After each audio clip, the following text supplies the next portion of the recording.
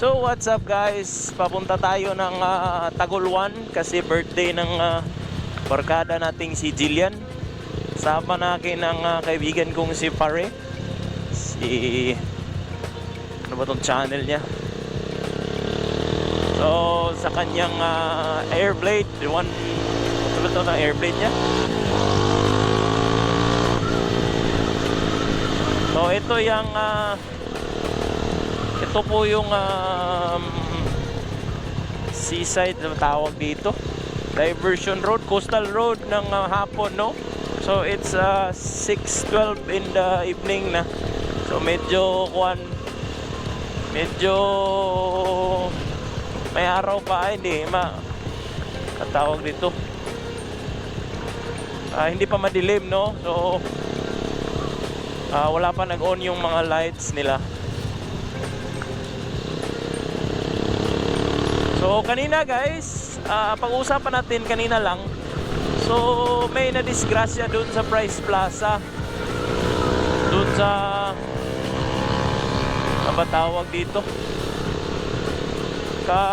Isang food panda at saka dalawang tandem na rider na walang helmet yata yun. So napakasagwa ng video guys dahil yung paa ng isang rider is sumablay na sa kanyang shoulder, no? Sa kanyang abaga.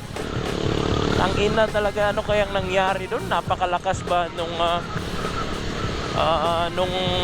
pagkakasalpok nilang dalawa? Ewan ko ba.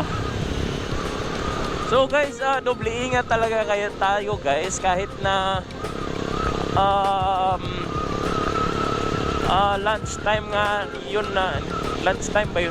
Oo nga, lunchtime pa yun yung nangyari na yun eh. Yung incident na yun. Grabe yung nangyari kasi puta yung yun nga eh, yung dalawang tandem walang helmet. Kasi hindi bawal dito sa amin sa poblasyon o sa center ng city na mag-helmet. So hindi bawal. So okay lang yun na disgrasya guys. Yung isa parang may tikpong yung ulo. Duguan sa ulo, tapos yung isa yung paa niya is yun nadali talaga, no? Parang nasablay sa kanyang yun nga, shoulder. Yung disgrasya talaga is guys, hindi talaga yun ma-anticipate, no? So be ready na lang sana sa lahat, saka mag-helmet guys kung mayroon, mag-helmet guys, kasi hindi talaga ako pabor dun sa ordinansa na pwedeng hindi mag-helmet basta nasa poblasyon lang. Napakatangina talaga ng kuwan na yun. Guys, so sige guys, mamaya magna-night ride na naman tayo pabalik. So hinahinay lang tayo. So what's up guys, kita nyo naman yung MDL natin, napaka-straightforward, sinadya ko talaga yan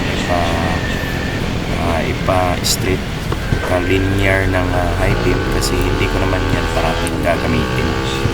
So yan, buong babaki.